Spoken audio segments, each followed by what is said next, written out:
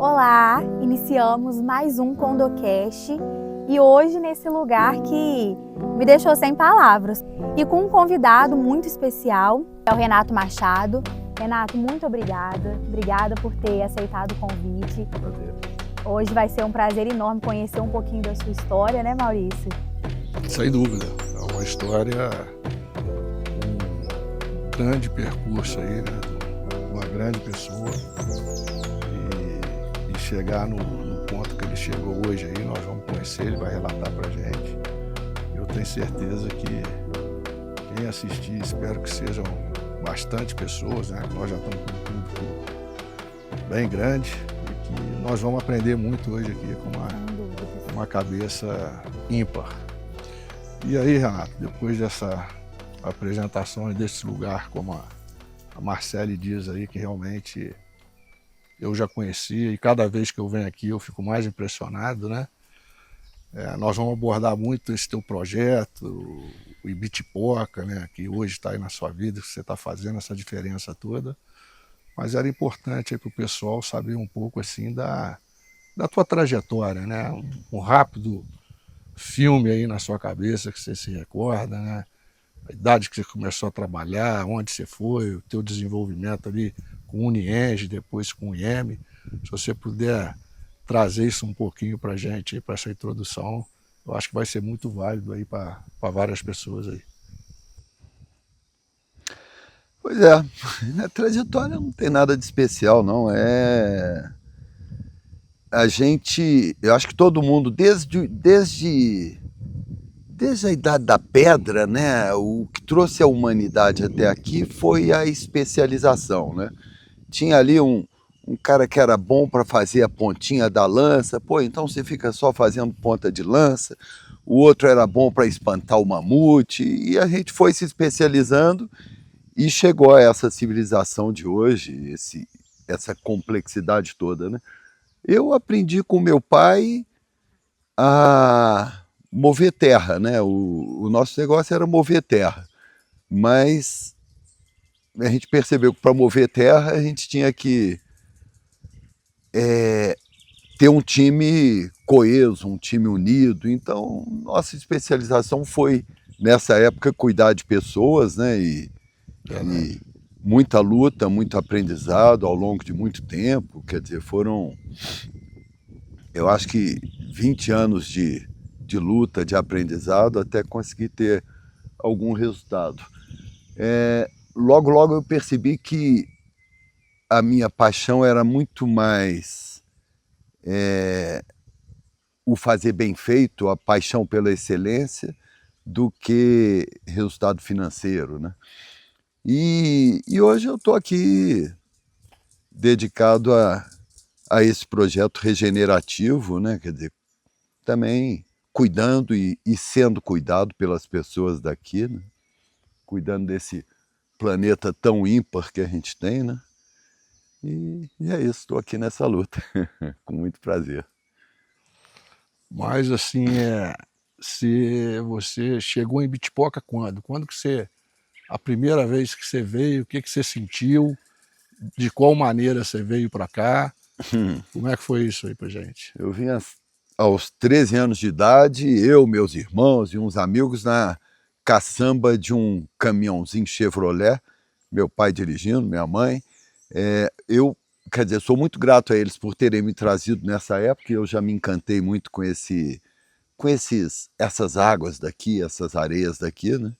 E por ter sido criado no meio da natureza, né? Na realidade, tem povos que nem têm essa palavra natureza, porque a gente não se diferencia da natureza. A gente é a natureza, a gente é parte do planeta, né? Então eu falo que é como se eu estivesse vivendo um sonho, porque eu vivo, na minha opinião, num dos lugares mais abençoados do planeta, né?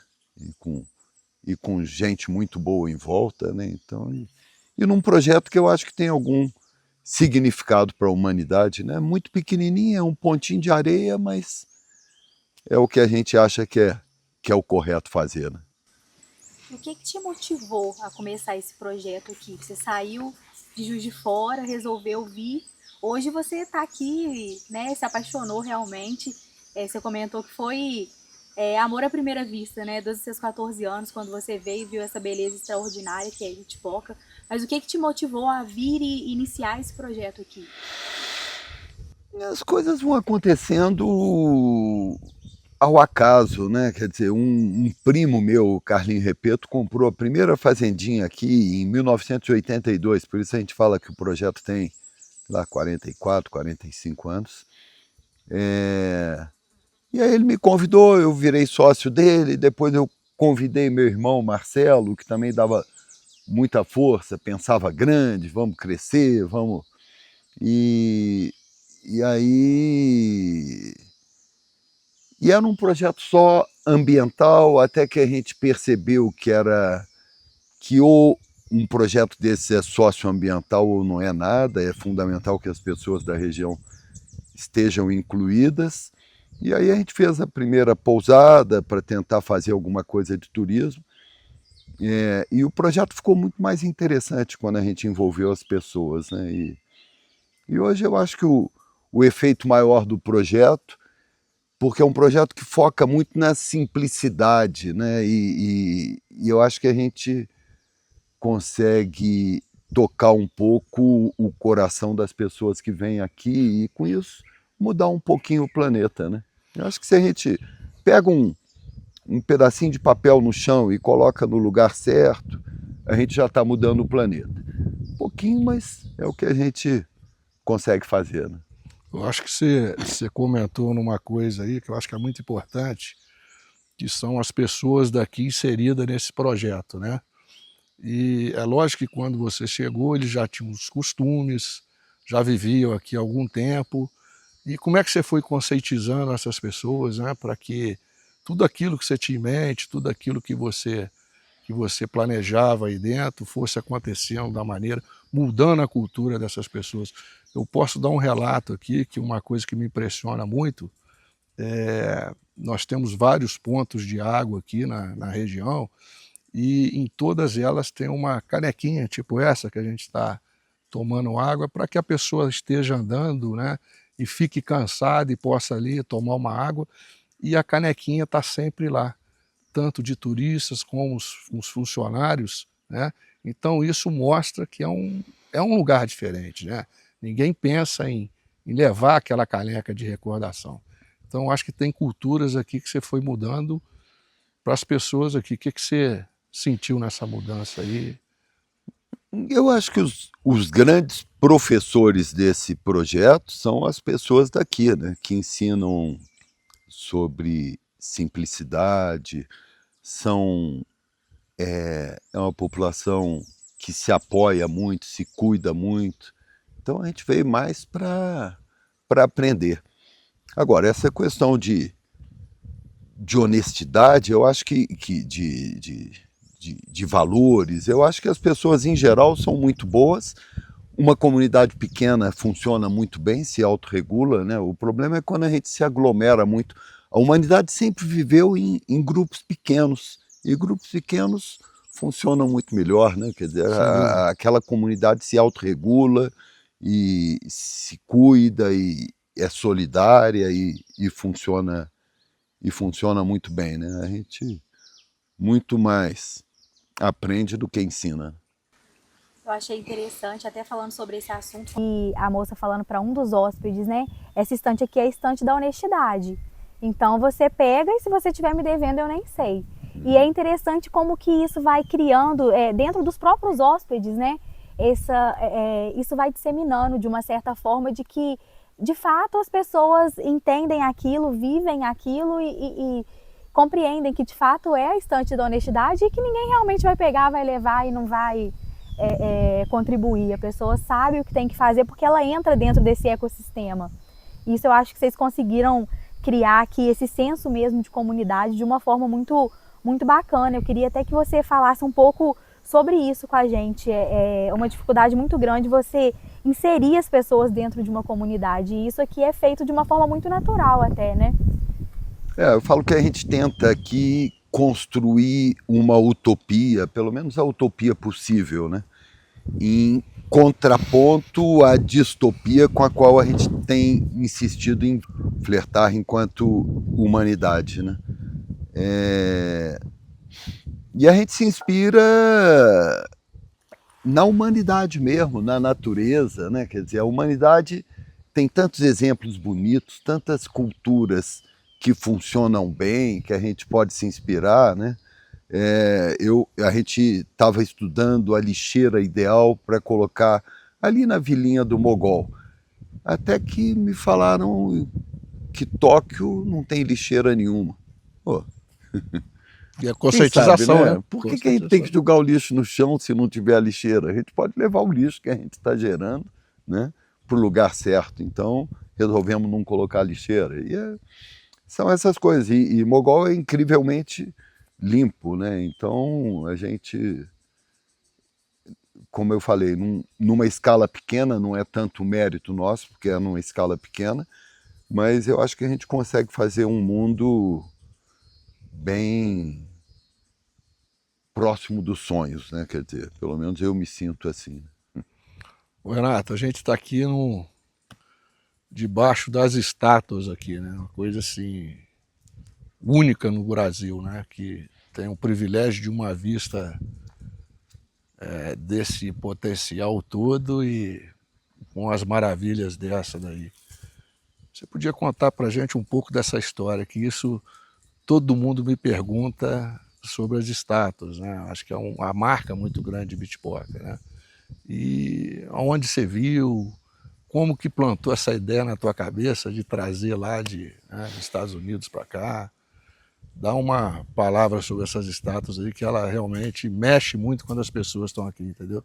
Mais uma vez, acaso total, né? As coisas vão acontecendo. Eu estava perdido na Califórnia, passei por elas, era um domingo à tarde, e elas me impressionaram assim como impressionam as pessoas, né? E aí eu falei, pô, quem sabe a mulher vende as estátuas, e aí chegaram aí, né? Eu acho que para o nosso projeto, arte é muito importante, né? Quando eu fico meio desanimado com os rumos da humanidade, quando você vê uma notícia de uma guerra, é muito triste. E a arte, acho que meio que me consola e ajuda a tocar o coração das pessoas. E o interessante dessa arte é que ela é mais que uma reciclagem, né? Eles falam que é upcycle, né? Porque é transformar um material que já foi usado por nós numa coisa ainda mais nobre.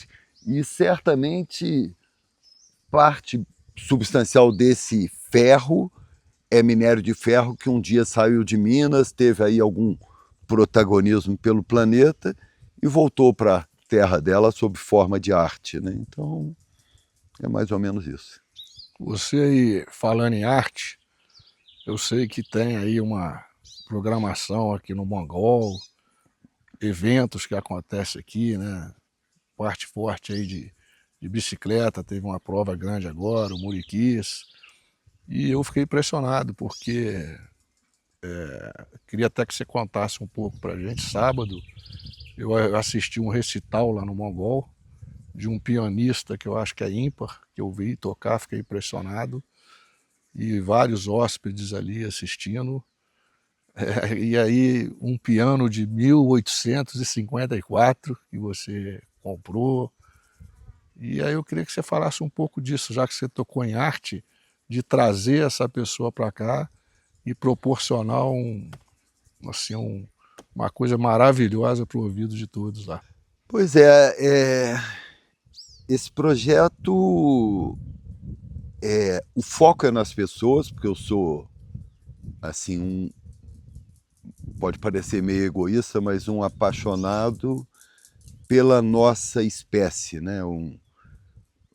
Acho que foi o Marcelo Gleiser que fala no livro dele que os dinossauros ficaram 150 milhões de anos no planeta e não escreveram um poema, não fizeram uma música, não fizeram um avião, né? Quer dizer, a gente com 200 mil anos já faz isso tudo.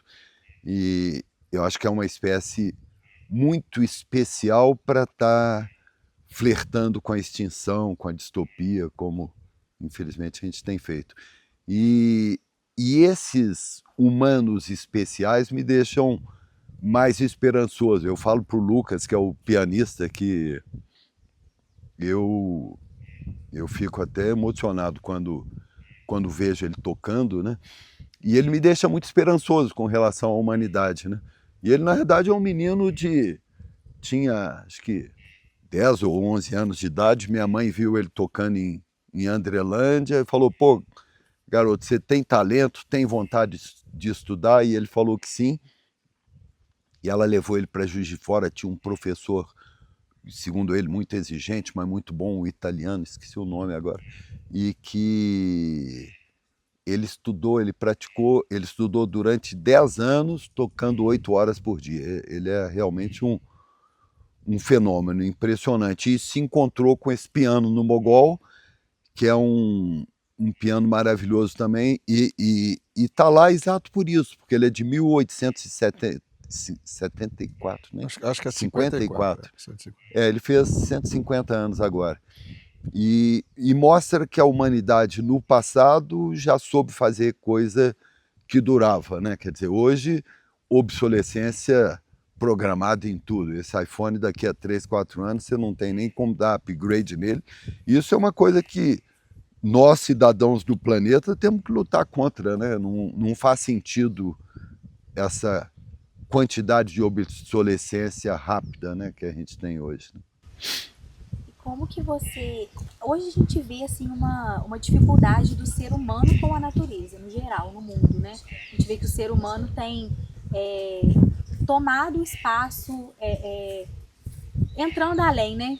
Tomando o espaço da natureza. E aqui a gente vê uma forma... Ao contrário, né? Justamente, o ser humano está inserido na natureza de uma forma muito respeitosa.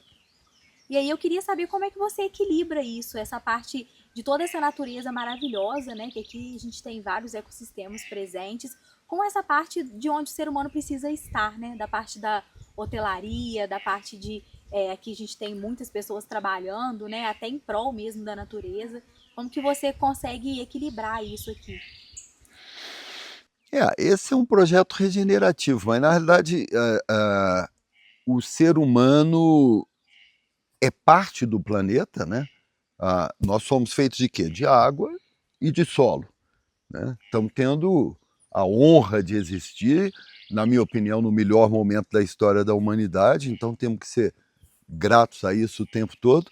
Agora, e para a gente existir, a gente come pedacinho do planeta todo dia, né? E a questão é que são muitas mordidinhas, né? Quando eu nasci, éramos 3 bilhões de habitantes, eram 3 bilhões de mordidinhas. Na minha existência, que foi rápida, está sendo rápida, entraram mais 5 bilhões, passamos para 8 bilhões de mordidinhas.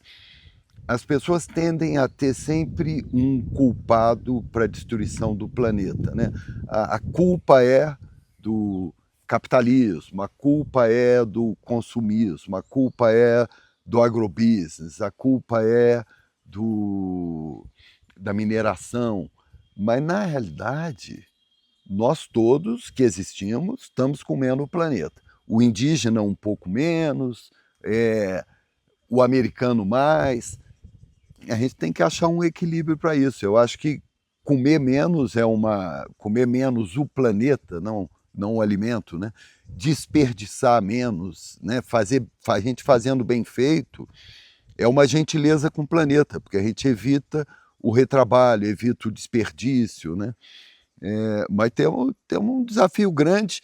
Eu vejo a humanidade dentro de um avião, voando em direção a uma montanha e chegando a cada dia mais próxima dessa montanha. Temos capacidade, recursos, genialidade para mudar essa trajetória? Claro que temos. A gente quer? Não. A gente prefere guerra, a gente prefere outras coisas. Então, temos que contar histórias melhores e engajar as pessoas nesse caminho, né? Porque se a gente, com todo respeito ao Estado, se a gente deixar isso só na mão do Estado, o que o Estado fizer é muito bem-vindo. Mas isso é uma atitude que tem que ser do indivíduo, na minha opinião. e ter uma existência regenerativa, quer dizer, a gente ter como valor deixar o planeta um pouquinho melhor do que se a gente não tivesse existido, é uma coisa até barata, né? 1 hectare de regeneração de Mata Atlântica aqui na nossa região, mais ou menos compensa o que a gente joga de carbono na atmosfera. Um brasileiro médio joga aí 10 toneladas de carbono na atmosfera, 1 hectare em regeneração aqui na nossa região recupera isso. Não é uma região tão cara, é uma terra pouco produtiva, então só que não é um valor, não é uma coisa. As pessoas ainda acham que valor é, não sei, um Rolex de ouro cravejado com brilhantes, umas coisas que às vezes não tem, na minha humilde opinião, tanto valor assim, né? Deixa eu te fazer uma pergunta aí que me interessa muito, interessa a todos também que estão aqui, né? Se você hoje fechar o olho e passar 10 anos, como é que você imagina que vai estar Ibitipoca? O que é o teu desejo de chegar? Se há para ter melhoria ainda, né? Lógico que tudo é melhorado, pode ser. Mas o que você imagina daqui 10 anos, Ibitipoca, onde você está atuando? Eu acho 10 anos muito pouco, Batata. 10 anos é nada. A gente tem que pensar, né? A gente tende a pensar ligando o pensamento à nossa existência. A nossa existência é muito rápida. Aqui, nesse projeto, eu plantava muito, a gente planta muito, né?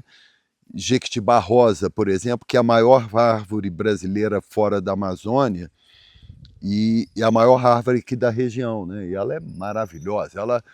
Ela sai da Mata Atlântica, transformando a Mata Atlântica num gramado, assim, ela fica por cima da Mata Atlântica.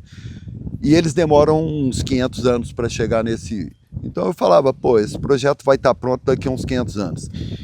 Mas aí tem um pessoal que vem aqui da Exalc para uns eventos que a gente faz de regeneração, e eles falaram que a mata que está se formando aqui, essas árvores todas não existiam, né? São todas novas. Isso aqui é um jardim de infância. E que elas vão estar próxima, a floresta vai estar próxima do que era quando a gente destruiu, daqui a uns 2.000 anos. Então, a gente, como 96% da área está nesse processo de regeneração, feito pela natureza, eu falo que os 4% que a gente ocupa, que é onde a gente produz os alimentos, onde a gente ocupa com alguma coisa, com pousada, por exemplo, a gente tem também 2.000 anos para ir fazendo com calma, né? Então a gente pensa aqui o projeto se assemelha um pouco à natureza, e a natureza tem outro ritmo, né? É muito mais assertiva do que nós, mas ela vai num ritmo mais lento, né? Mas e o ritmo assim, e o capital humano, as pessoas aqui, a mudança dessas pessoas durante 10 anos, como é que você imagina que vai estar? Porque pessoas vão nascer aqui, pessoas vão viver em cima dessa cultura, né? Então, a gente tem a gente acredita muito em... Eu falo que é um espaço experimental, a gente tem muito mais pergunta do que resposta, a gente se inspira muito nas pessoas que vêm e nas pessoas daqui, né? E eu espero que esteja melhor ainda, né? Quer dizer, eu já acho que está muito bom, mas eu acho que a gente tem aqui 5 valores que nos norteiam. A gente é, antes de tudo, um espaço libertário, com muita liberdade, a gente acha a liberdade muito importante, mas os 5 valores seriam: o primeiro, antes de todos, o gentileza, tratar o outro bem, isso a gente não... Né, gentileza é uma palavra singela, mas é a preocupação com o outro. Depois disso, o fazer bem feito, a excelência, a gente quer, né? E aí depois, gratidão, generosidade, espiritualidade, mas essas 3 a gente não faz tanta questão. A gente sugere, né? A gente não... Agora, o tratar bem o outro e fazer bem feito o que quer que a gente se proponha a fazer, isso a gente faz muita questão. Mas o fazer bem feito, para mim, a excelência é só uma direção, é uma estrela distante que a gente nunca vai chegar nela. A gente só tem que estar caminhando em direção a ela, pode ser devagar, mas tentando não andar para trás, né? E sempre para frente. Eu acho legal porque aqui vocês recebem pessoas de várias culturas diferentes, né? De várias criações diferentes, mas quando elas chegam aqui, elas entendem os valores que aqui existem, né? Pelo que a gente pode perceber, elas conseguem se integrar dentro desse ambiente de uma forma muito positiva. Isso é muito interessante de falar, porque a gente administra comunidades e às vezes a gente sabe que foge do nosso convívio, qual que é a mentalidade dela. Será que, poxa, ela vai ter a mesma mentalidade do que as pessoas que estão aqui, do que o que vocês querem para este lugar, trazendo pessoas de fora com outras mentalidades? Isso precisa ter um equilíbrio muito grande ali para que essas pessoas não contribuam para a destruição do que vocês estão criando. E o que eu achei muito bonito aqui, né, conhecendo, é que justamente vocês conseguem, de uma certa forma, talvez com pequenos gestos, integrar essas pessoas que estão vindo, mesmo com culturas diferentes, com mentalidades diferentes, para que, enquanto elas estão aqui, elas contribuam com o que vocês pensam, com os valores de vocês, com o respeito que vocês têm aqui. E isso eu achei muito bacana, é uma coisa que não é fácil, a gente sabe que não é fácil. E aqui vocês conseguem fazer de uma forma muito, pelo menos aos nossos olhos, muito natural, né? Eu acho que parte disso é um projeto, antes de tudo, muito simples, porque ele se resume a gente cuidar bem das pessoas, cuidar do nosso básico, que é produzir alimento, elaborar esse alimento da melhor forma possível, com gastronomia. Para mim, essa é a parte mais sagrada da nossa existência, porque se a gente não tem comida, a gente, né? E isso é um aprendizado com o povo daqui. O povo daqui tem comida, estamos celebrando a vida, não vamos complicar não, né? Quer dizer, na cidade é que a gente complica muito, precisa de muita coisa para ser feliz. Aqui é muito nessa vibe de cuidar da gente e da casa da gente, esse planetinha maravilhoso. Dos outros planetas que você já viu de foto assim, qual que você morreu de inveja que você queria mudar para ele? É esse mesmo, né? Quer dizer, então, vamos cuidar dele melhor, né? O Renato, aqui lá no Mongol, você mantém uma escola lá, né? Para crianças, Sim. crianças locais que moram aqui, já começam a se alfabetizar, já começam a falar inglês desde cedo, você tem essa visão. Fala um pouco disso pra gente aí. Talvez ali você já está criando a semente, né? Em todas essas crianças que daqui a pouco aí que vão estar, né, vivendo aqui, né? O primeiro desafio ali é criar, exato, uma escola de vila, né? Que é uma coisa que não existe mais. As vilas hoje estão morrendo, né? Quer dizer, são muitos mogóis aqui em volta e no planeta inteiro, dentre outras coisas, por falta de escola. Então a gente né, não é criação minha, tem a Eliane lá, o grupo dela que toca isso, mas, por exemplo, eles criaram a figura dos inspiradores. Então as nossas crianças, as crianças da vila têm aula com as pessoas mais interessantes daquele ambiente. Então, tem aula de gastronomia com a Mari, tem aula de bike com o Miguel, tem aula de veterinária, de biologia com o pessoal que cuida da reintrodução de animais, com os biólogos. Tem aula de artes com o Tizil, tem aula de... É um monte de gente local dando aula, e eu acho que isso é uma coisa que até o Estado deveria repensar. Se faz sentido as vilas colocarem suas crianças dentro de combis e ônibus que ficam saculejando por horas até chegar numa cidade maior, ou, né, tentar levar, até com internet hoje, levar um pouco mais de ensinamento para a vila. A gente ensina muito as coisas locais também, é impressionante. Se você fala com alguém antigo da região, ele conhece o nome de todas as árvores, conhece o nome de todos os animais, né? Porque teve essa escola de vida real. Hoje, o Estado passa aquele ensinamento pasteurizado e as crianças não sabem nada da realidade local, né? A gente acha que é muito importante esse conhecimento local, em especial da natureza, porque a gente cuida do que a gente gosta e a gente gosta do que a gente conhece. Quanto mais a gente conhece da natureza, mais a gente se encanta com ela, né?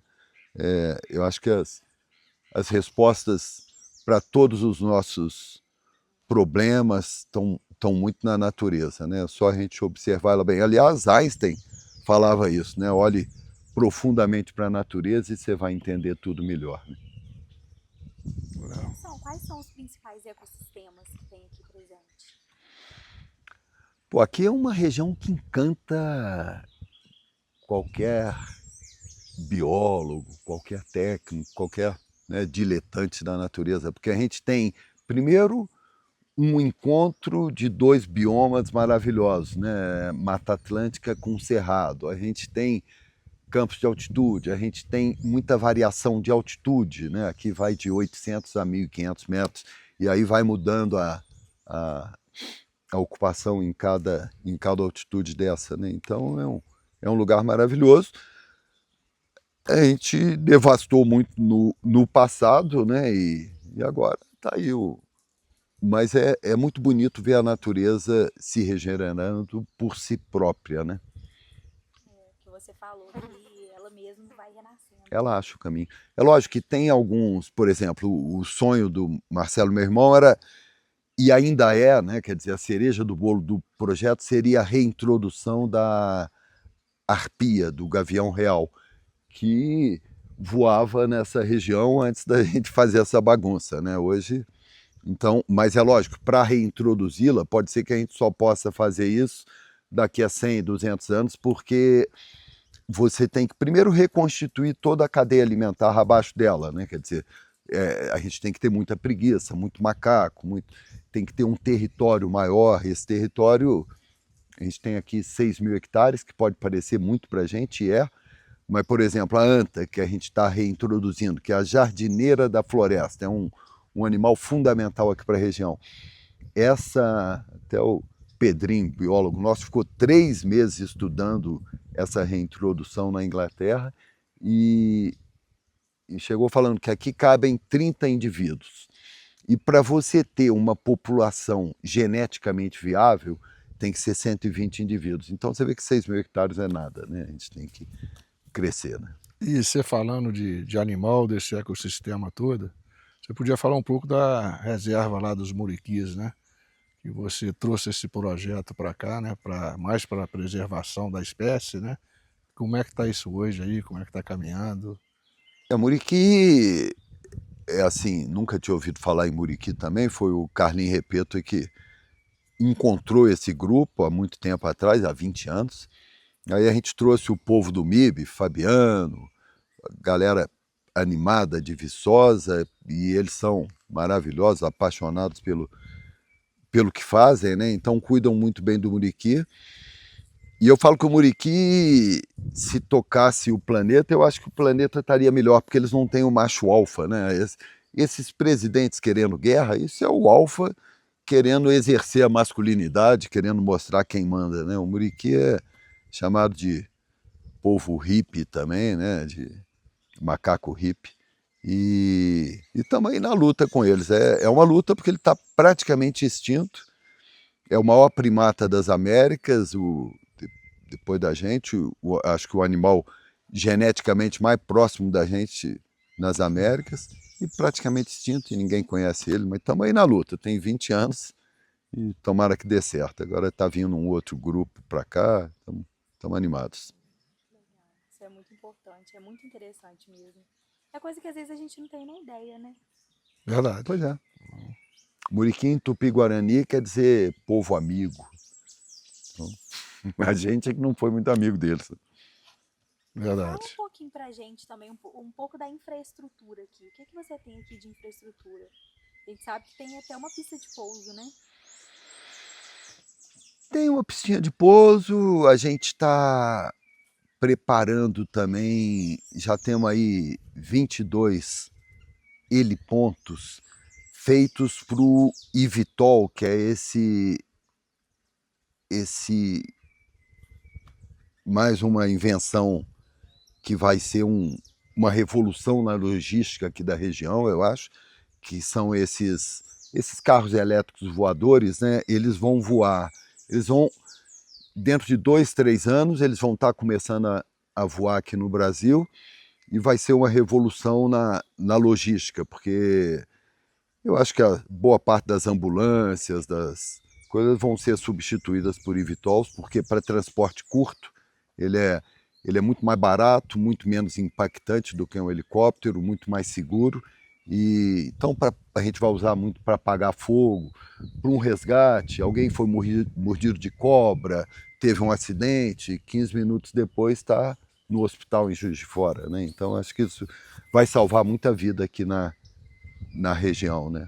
E hoje, assim, por exemplo, o projeto aí, BIT, né, que é um projeto num contexto enorme, grande, e você comentou aí no meio que da produção de alimentos que você está fazendo aí através da Gaia, né, que produz os alimentos e tal, onde você tem orgânicos, onde o pessoal consome aqui, e os hóspedes, quando vêm, podem levar, experimentar. Como é que é essa logística sua aí dessa produção? O que você está produzindo? O que está dando mais na região? Como é que está esse projeto aí dentro do IBIT aí? Isso é um projeto legal também. Quem começou foi a Kelly, minha mulher. Agora tem a Janice, grupo de povo que trabalha duro ali, com muita disposição. Porque eu acho uma vergonha a gente servir fruta que vem de Ceasa de São Paulo, né? Quer dizer, eles têm que... Bonita elas são, né? Mas o Pois problema são lindas, mas Grotó. a gente come uma múmia sem frescor, cheio de veneno, de agrotóxico. Então, por que não produzir aqui na região, né? E a gente está... Eu acredito que literalmente já colhendo bons frutos. Pelo menos a gente aqui come um pouco mais saudável, né?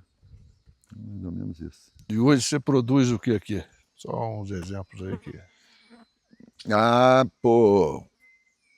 Orgulhosamente posso te falar que a gente já está produzindo acho que 270 alimentos diferentes. 270? Tudo com escala pequena, e aí você pega as punks, pega tudo que a gente pode comer aqui na região, né? O foco maior hoje está, acho que no café, que é o produto que a gente produz mais, mas produz arroz, produz feijão, produz frutas, legume, verdura, fruta ainda falta um pouquinho, mas quer dizer, já produzimos muito, mas ainda nos complementamos com frutas compradas no mundo exterior. Existe aí uma história que você saía da primeira casa lá que você construiu ali no Viradouro, ia caminhando até a pousada e tomava seu café da manhã, parando de árvore em árvore, comendo uma fruta. Isso é história ou é verdade mesmo? Não é verdade, já. E ia contando, cheguei a comer 9 frutas diferentes. No caminho. Até chegar no café da manhã, e era só tomar um cafezinho mesmo. Porque a gente era mais feliz quando era caçador-coletor, né? Quer dizer, então aqui o desafio é que a gente seja ainda mais feliz, porque a gente planta frutas ao longo dos caminhos para que os hóspedes, as pessoas caminhem e vão coletando essas frutas e comendo, né? E a gente não precisa caçar e não precisa sair correndo da onça também, então... E tudo em harmonia, né? Tudo em harmonia. E você tem alguma expectativa de levar esse projeto para outras regiões? Fazer uma espécie assim, de franquia ecológica? Olha, a gente está sempre viajando, tentando pegar inspiração para trazer para cá, e acho que existe uma troca, existe a recíproca, né? Quer dizer, tem gente que vem de fora, que pega conhecimento, alguma inspiração também faz. Agora, é meio pretensioso. O primeiro o foco é fazer esse projeto. O que eu falo para o nosso povo aqui é que o que acontece? Você plantar árvore não faz nenhum sentido econômico, infelizmente. Você cuidar do planeta não faz sentido econômico ainda. Eu falo que se a gente tomar a decisão de continuar no planeta, a gente tem que rever isso, né? Então a gente compra uma terra sem mata por X. Depois que a gente coloca a mata, ela vale 20%, ou melhor, o preço dela é 20%, porque valor eu acho que ela tem muito mais, né? Eu acho que tem muito valor aqui, só que é um valor ainda não monetizado, né? Temos esse desafio aí.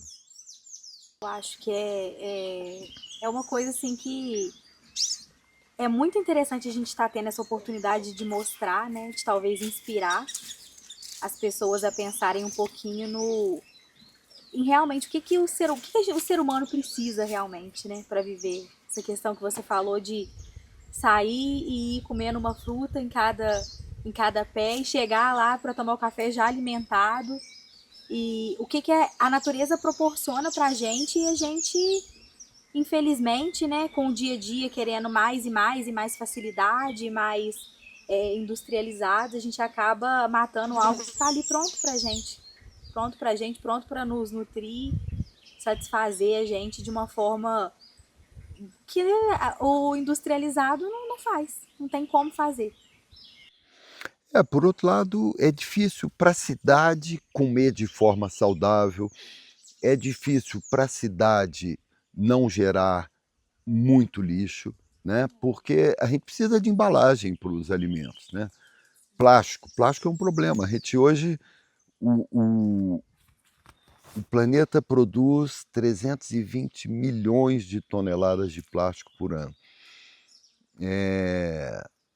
São 320 bilhões de quilos, dividido por 8 bilhões de habitantes, são 40 quilos.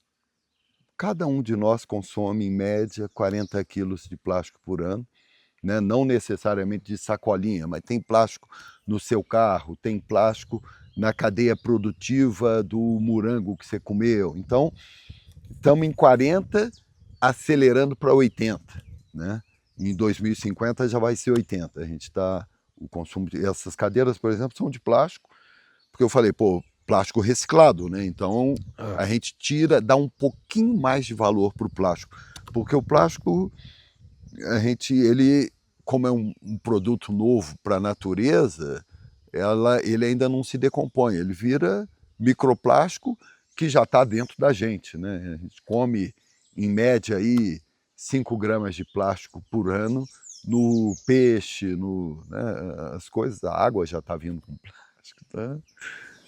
Você falou uma coisa interessante, até o Maurício pontuou também em relação ao piano, né, que já tem muitos anos e que hoje, por que as coisas não estão durando, né? O incentivo ao consumo. E eu acho que é importante a gente falar sobre esse assunto da mentalidade das pessoas até na separação do lixo. Até quando você separa o seu plástico, para o seu plástico ser reciclável, e aquela coisa de que a gente ouve muito assim, não compensa consertar, é quase o preço de um novo. Então vamos comprar o novo. Mas a pessoa só está pensando no valor financeiro, né? Na parte ali do dinheiro. Mas e o bem que você está fazendo pro meio ambiente quando você conserta, quando você faz aquilo ali durar mais um tempo, você não precisa de consumir, de comprar um novo, né? Gerar mais lixo, gerar mais resíduo e pequenas atitudes que as pessoas que estão na cidade conseguem fazer para poder melhorar isso. São coisas muito pequenas, a gente vê uma dificuldade muito grande, gente que trabalha aí com condomínio, das pessoas separarem o próprio lixo. Então os condomínios estão gerando, a gente chega e vê uma lixeira que é maior do que o salão de festas às vezes. E por que é maior do que o salão de festas? Porque as pessoas estão cada vez mais gerando lixo e mais resíduo, e aquela dificuldade dos gestores do condomínio em falar para elas, vamos separar, porque se cada um separar e a gente levar o lixo reciclável, nem precisa dessa lixeira tão grande, vai diminuir a quantidade de resíduo. Mas o que eu acho assim, muito importante aí que o Renato passou, condomínios não deixam de ser comunidades, né? Você pega um condomínio de 3.000 pessoas morando ali, como condomínio de 60 pessoas, como de 80, né? Enfim, são comunidades. E era um exemplo a seguir, né? Aqui em Bitipoca, porque ele tem uma comunidade hoje que gira em torno de quantas pessoas, mais ou menos, Renato? 1.000 pessoas? 500? Aqui Que dentro, moram na vila, no Mongol, fazenda? não, nós são 300 e funcionário? poucas pessoas que trabalham diretamente aqui, né? Parte morando aqui dentro e parte morando nos Lopes, que é uma comunidade aqui próxima, é Lima Duarte, né? Então você vê uma comunidade de 300 pessoas, você pega um condomínio. E se todo condomínio a gente conseguisse passar a mensagem que ele está trazendo aqui para a gente, né, todo mundo ia viver melhor, né, todo mundo ia ser mais feliz. Então tem jeito de melhorar as comunidades, né, mas aí tem que ter a consciência das pessoas, que cada um fazendo o seu pouco e o todo vai ganhar. Né? Então isso que é possível. Novamente eu volto a dizer aqui, vocês recebem quantas pessoas de quantos lugares, a gente dentro do condomínio também. A gente recebe pessoas de outras culturas, de outros costumes, de criações diferentes. Isso aqui funciona, né? É uma esperança que a gente tem de conseguir fazer funcionar também, né? De mudando, é um belo exemplo para a gente. Não é que aqui funciona, aqui também temos nossos problemas também, né? Quer dizer, eu acho, mas como eu falei, e eventualmente não é tanto mérito nosso, porque uma comunidade pequena funciona melhor. Mas eu às vezes falando essas coisas todas, deixo as pessoas meio pessimistas, né? Mas eu acho que, pelo contrário, a gente tem que ser muito otimista, muito grato por ter um grande desafio, né? Porque a vida é muito pequena para desafio pequeno, eu acho, e o desafio que a gente tem enquanto humanidade é muito grande, né? Quer dizer, a gente temos que mudar isso rapidinho pelos filhos, pelos netos, né?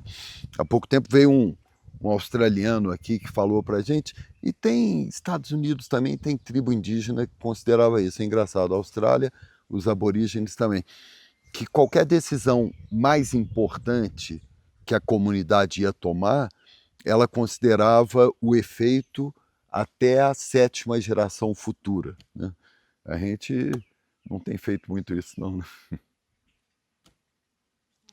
Assim, a gente falar que todo projeto tem um líder, eu acho que a liderança está nas pessoas, né? Está na equipe, é mérito de todo mundo se unir e tal, todo mundo do mesmo objetivo. Mas assim, hoje você é uma cabeça grande aqui dentro, que lógico que tem sua equipe, né, que está junto, tem todos os méritos e tal, mas você vê o projeto tendo continuidade, porque a gente não é eterno, né? A vida, a gente não é eterno. O que você plantou aqui, sem a figura do Renato, lógico que não, o Renato tem que estar sempre aí, mas você sente que o pessoal já enxergou aquilo, viu e vai dar continuidade a toda essa semente que já brotou? Num grupo, às vezes tem gente que não é o líder, que é muito mais importante do que o líder, que faz um serviço muito melhor do que o líder. Eu tenho Jorge Luiz Borges, né, aquele poeta argentino, ele falava que ele não existe, que existiam nele, os ensinamentos dos pais, o aprendizado com os amigos, com os professores, os livros que ele leu, os filmes que ele assistiu. Então eu me sinto mais ou menos assim.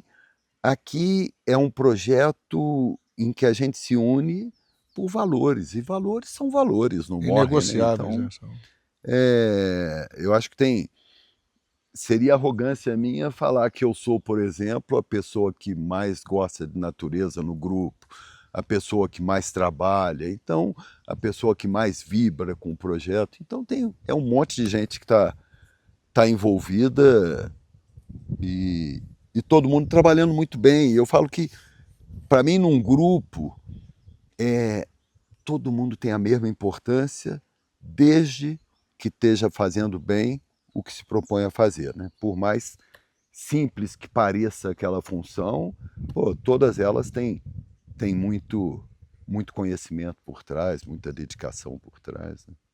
O que você considera aqui como o maior desafio que vocês ainda enfrentam hoje?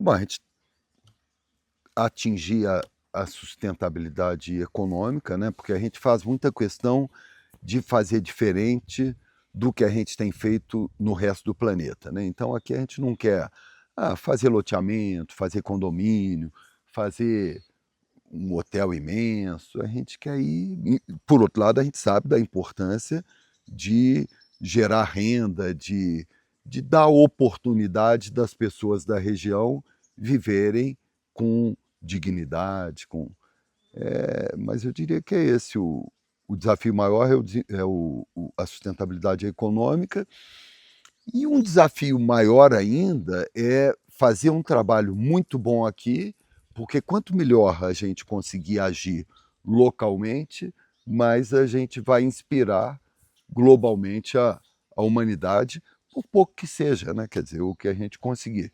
Mas se a gente estiver indo muito bem, a gente inspira mais. Então, por que não tentar ir muito bem, né?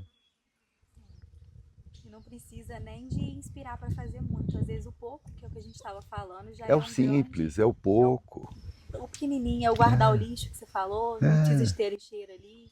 Você estava falando do lixo. Pô, na realidade, lixo é 1% do que a gente joga no lixo numa cidade grande, né? Aqui a gente tem toda a reciclagem, estão lutando aí pela certificação lixo zero, né?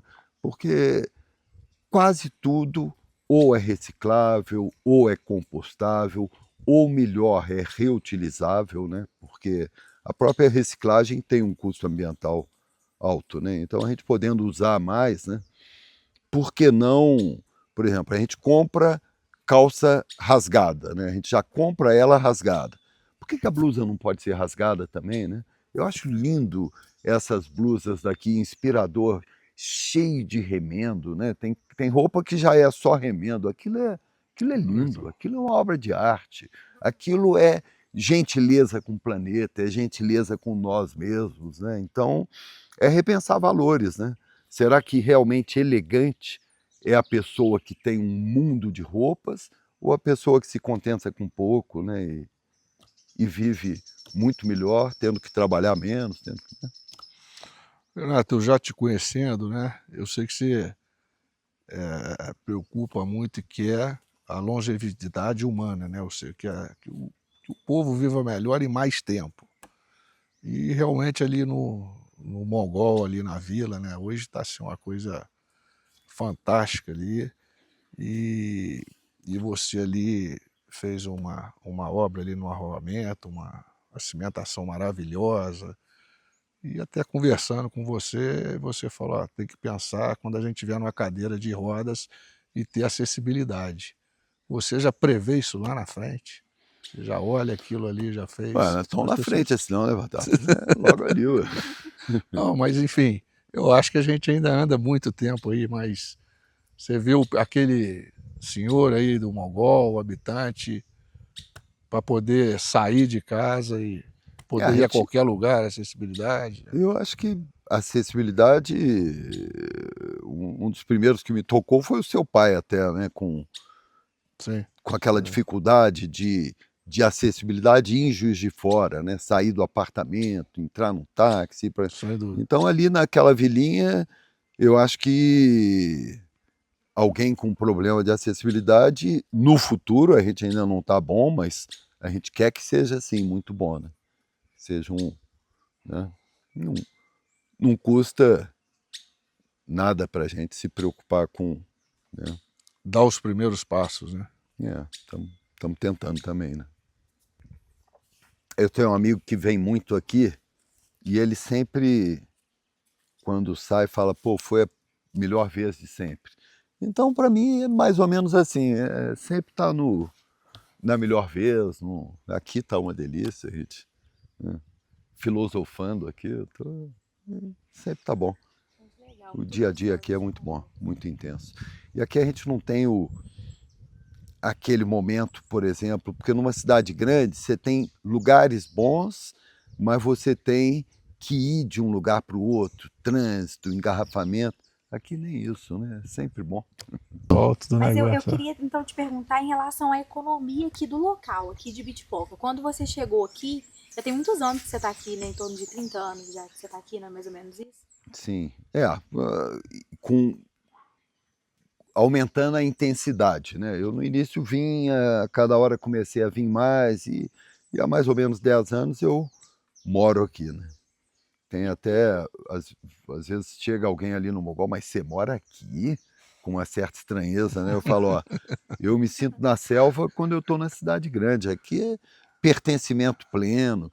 Eu posso deixar minha bicicleta na rua 2 dias, eu posso andar falando no celular, se eu dou bom dia para alguém, essa pessoa retribui, né? Numa cidade grande, se você estiver na rua e der um bom dia, a pessoa já se assusta com você, né? Então, vida. Mas o que você notou nesse tempo, se você pudesse voltar lá atrás, quando você chegou, quando esse projeto se iniciou, o que você notou de avanço para a comunidade de Bitpoca, para as pessoas que já estavam aqui? O que esse projeto trouxe de bom para essa comunidade? A gente já falou um pouco aqui da questão da escola, né? Mas o que você enxerga hoje, né, olhando esse antes e depois, o que mudou? Fica meio difícil eu falar isso. Eu acho que essa pergunta é boa ser feita para as pessoas de Ibitipoca, em especial, que estão envolvidas aqui com o projeto, né? Mas eu acho que eu diria que o aprendizado que eu tive na vida foi 5, 10% em escola, até em faculdade, e o resto ao longo da vida, trabalhando, né? A gente, como a gente quer ser, né, tem a pretensão de prestar um serviço muito bom, a gente está sempre trazendo treinamento, pessoas inspiradoras para falar, para nos ensinar. A gente fala muito dos valores, que eu acho que é importante, né? A gente não é só a formação profissional da pessoa, é formação humana, é a questão de caráter, coisas que eu acho que são mais valiosas do que o simples fazer do dia a dia. Mas sem dúvida houve um avanço econômico, né? Geração de empregos, de pessoas que conseguem de viver aqui e se sustentar aqui mesmo, né? Sem precisar de sair daqui. E tem histórias bonitas. Muita gente, por exemplo, tem o Juninho aqui, que até a moça que fez essas estátuas gostou muito dele e falou, pô, Juninho, não quer, porque o Juninho não falava nada de inglês, né? Não quer ir aprender inglês nos Estados Unidos. Aí o Juninho falou comigo, vamos embora, mandamos ele para... Ele chegou naquela imigração americana, aqueles caras que não são nada educados, né?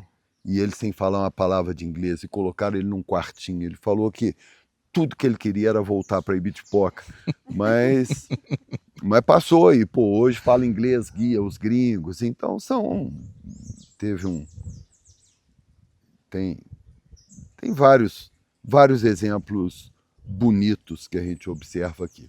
Agora, o que ele seria sem o nosso projeto?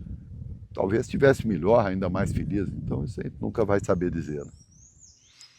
E, por exemplo, assim, na parte da hotelaria, né, para você mostrar isso para as pessoas que vêm conhecer, você começou a pousada, quando que ela ficou pronta, que você começou a receber os hóspedes? 2008. 2008. E hoje, assim, com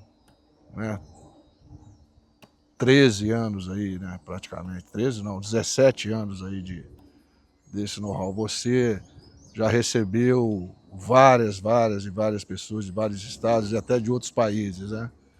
O feedback que você tem disso, assim, o comentário dessas pessoas, eu sei que você tem um pessoal aí que acompanha isso para ver o que isso contribui aqui pro crescimento, porque a pessoa que vem aqui como hóspede, ela vai poder levar para outras pessoas o que é isso aqui, né? O que é isso, né? Então você escutar de uma pessoa falando, a credibilidade é outra da boca. Pô, fui num lugar maravilhoso, as pessoas são assim. Então, o que hoje você tem de feedback em torno disso aí? Quando a gente fez essa primeira pousada, eu reuni todo mundo que ia trabalhar, a turma daqui, o pessoal simples daqui, a maioria não tinha nem nenhuma experiência com turismo, né? E falei, ó, gente, Deus fez um grande trabalho aí fora, né? Essa região, para mim, é uma das regiões mais bonitas do planeta. E o desafio que eu passo para vocês é que as pessoas saiam daqui ressaltando mais o serviço de vocês, o acolhimento de vocês, do que o que Deus fez. E eu acho que a gente, desde o início, conseguiu isso. O povo daqui é muito especial, trata muito bem as pessoas, né? E tá indo bem. É um projeto e eu quis focar numa hotelaria mais exclusiva, numa hotelaria, porque eu não quis conflito também, concorrer com a hotelaria que já tem aqui no Arraial, que é muito boa, né? Então a gente focou em especial gente de fora, né? Eu falei, eu quero trazer dólar para essa região esvaziada economicamente, né? Trazer e é um público exigente, né? O público de fora. Então, o que aumenta o nosso desafio e faz a nossa vida mais interessante, né? O povo gosta do desafio e estamos indo bem, né? Mas essa equipe toda lá atrás, no início, onde você reuniu esse pessoal todo e falou, tem que ser treinada e tudo. Você deve ter trazido profissionais aí na parte de gastronomia. Como é que você serviu o primeiro prato? Na parte de arrumar a cama, ou seja, naquelas coisas do dia a dia que uma hotelaria pede, né? É luta, mas o que acontece? O brasileiro já é acolhedor, né? É uma cultura de acolhimento, né?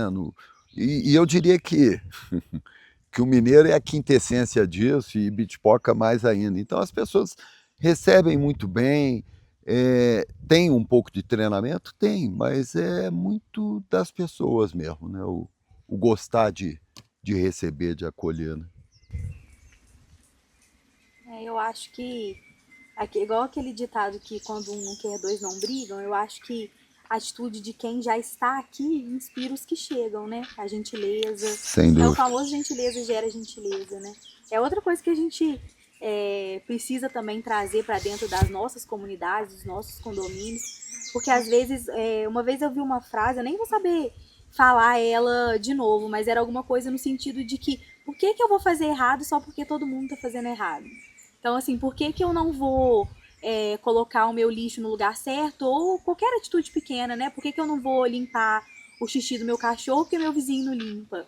Por que então, quando você opta por começar em você, né? Então, eu vou ser gentil, É o início da mudança. você recebe a gentileza. Então, acho que você falou muito, né, das pessoas aqui serem gentis, tratar bem umas às outras. Então, quando elas iniciam esse processo aqui, eu vou ser gentil, independente de qualquer coisa, eu vou ser gentil, ela ganha gentileza de volta, né? Eu cobro muito das pessoas essa atitude de dono, né? E eu acho que eles têm. Eu falo, tem um amigo que fala que a gente não é dono de nada, que a gente só toma conta, né? Porque eu até brinco que quando eu morrer eu vou tentar levar Ibitipoca comigo, mas talvez eu não consiga, talvez fique aí. E então eu nem tomo conta, eu ajudo as pessoas daqui a tomarem conta. Se elas é que estão tomando conta, né? O projeto é de todos nós. Até na UIM a gente tem mais de 200 sócios e eu atribuo boa parte do sucesso da empresa a isso, né? Eu falo que é uma empresa comunista, porque é uma pessoa muito especial, é convidada a ser sócio. E a ideia aqui é a mesma, quer dizer, tão logo a gente... Eu não quero dividir prejuízo com as pessoas que trabalham aqui, mas tão logo a empresa seja viável economicamente, o empreendimento seja viável, a ideia é fazer eventualmente um fundo imobiliário, uma tokenização, para que as pessoas daqui possam investir. Toda semana juntou um dinheirinho e compra um pedaço desse território, né? Quer dizer, a gente tem, na realidade, eu falo que é um pedacinho da superfície do planeta em que a gente se propõe a existir de uma forma mais amorosa, mais racional, mais lógica, né? E a gente não tenta fazer nada diferente do que todo mundo quer, quer dizer, ninguém... E aí pode ser comunista, pode ser extrema-direita, pode ser o que for. As pessoas querem o quê? Existir de uma forma prazerosa, querem não ter lixo na rua, querem que as pessoas tenham um mínimo de conforto, de dignidade, que é o que todo mundo quer, né? Quer dizer, e aqui, numa escala menor, a gente, eu acho que se aproxima mais disso, né? Aqui as janelas devem dormir todas abertas ali no Mongol, né? Isso Bicicleta na porta. Isso é um... Eu acho que, né, você poder existir dessa forma é tão mais prazeroso, né? Que... Tu não precisa de posto policial, ou abrir ocorrência. Isso realmente, você poder viver num lugar desse, né? Sem essas polícias, sem nada, e as pessoas sabendo até onde vão, até onde pode ir, o respeito com o ser humano. Olhar uma bicicleta, tá dormindo ali, 3 horas da manhã, a bicicleta pertence ali. O outro está dormindo com a janela aberta porque quer ventilar a casa, e ninguém pula, e ninguém mexe. É uma mudança, é um paradigma que você vai... E acaba que as sociedades que respeitam mais a propriedade privada, né, esse respeito pelo que é do outro, eu acho que é fundamental, né? O suor é do outro, vamos respeitar. Né? Esse telefone é seu, você que direito tem alguém de pegar isso? Vai trabalhar, oportunidade de trabalho todo mundo tem, né? Não falta não. Se você fosse pensar aí rápido agora, quem que é uma pessoa ou então um autor, um escritor que te inspira? Eu sei que você lê muito. São muitos, né? Mas aquele que veio na cabeça agora aí. Satish Kumar, que é um indiano inspirador que teve aqui o ano passado. Ele fez, por exemplo, no auge da Guerra Fria, ele saiu de Nova Delhi, caminhou ao longo de 3 anos, levando um saquinho de chá, sem 1 centavo no bolso, levando um saquinho, estou até lendo mais um livro dele, levando um saquinho de chá para cada presidente de potência nuclear,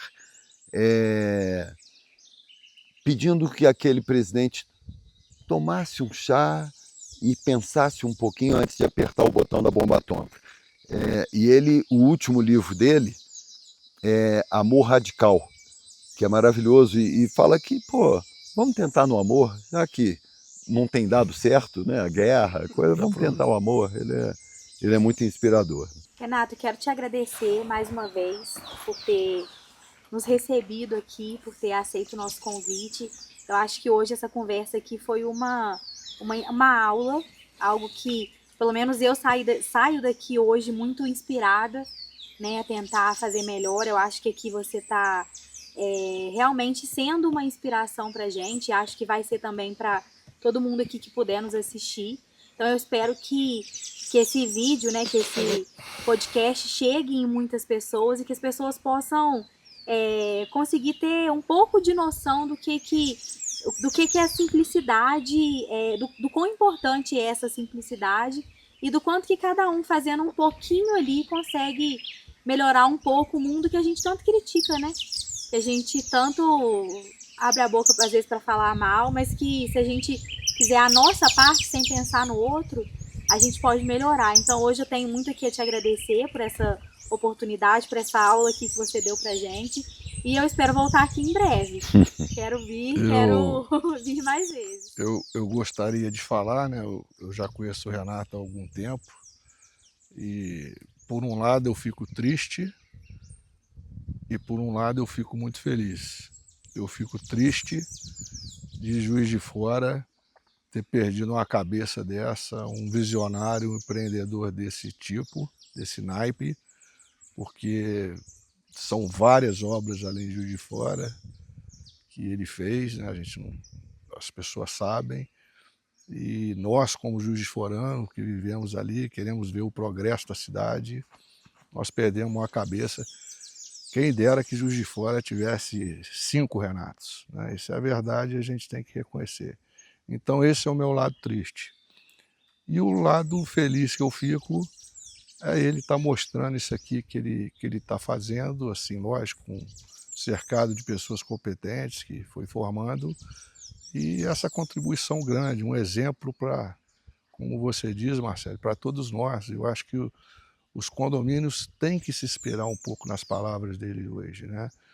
Tem que ter aquela consciência. Quer viver melhor?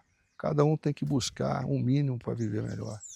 É pegar um papel no chão, é dar bom dia para um vizinho, é quando for parar numa vaga, parar na vaga dele, respeitar a vaga do outro. Problemas que a gente convive no dia a dia ali, e que se as pessoas pensarem no próximo, é onde a gentileza gera gentileza, né? A vida de todo mundo fica melhor. Então, Renato, triste de você não estar lá em Juiz de Fora empreendendo. Primeiro que eu estou em Juiz de Fora. Né? Isso aqui é grande Juiz de Fora. É grande Juiz de Fora. Vizinha. Eu estou falando na verdade, empreendendo. É uma linha imaginária que separa Lima Duarte de Juiz de Fora. Para mim, estamos na mesma região, na mesma bacia hidrográfica, no mesmo bioma. É uma coisa só. Né? Aliás, é o mesmo planeta. Lógico, estamos no mesmo planeta, estamos perto, mas... Feliz por você estar aqui nos recebendo, né? Apesar de triste por não estar lá, feliz por... porque certamente se tivesse lá, teria mais bairros como Estrela Sul, teria mais condomínios que foram feitos lá, teria mais Parque Sul, às vezes teria ia mais ficar pedreira. pior, Juiz de Fora está maravilhoso. Então, assim, te agradecer aí também de ter recebido eu e a Marcele, dessa maneira ímpar que você sempre recebe, tá? E, novamente, isso aqui é o único, né? Debaixo dessas estátuas. Pois é, eu que agradeço a oportunidade aí do bate-papo, da troca de experiência, primeira vez aqui. E parabéns, a gente tem que te parabenizar por tudo isso que você tem feito, não só para Ibitipoca, mas para o planeta, né? Por nós, por cada um que... Por todos nós, né? Estamos todos juntos. Pois é, mas a vida é basicamente servir a sociedade, né? E isso é prazeroso, né? Então eu me sinto muito bem com esse projeto, sinto muita felicidade de ter essa causa, né? O Cazuza falava, né? Ideologia, eu quero uma para viver. A minha e ao mesmo tempo é uma causa egoísta, é cuidar de mim, de quem está em volta e da casa da gente, essa casa maravilhosa, né? Então, tem muito prazer em fazer isso. Então tá bom, agradecer, um abraço. Valeu, Renato. Agora depois na edição corta essa rasgação de seda do coisa aí que eu não... Ele não gosta não, ele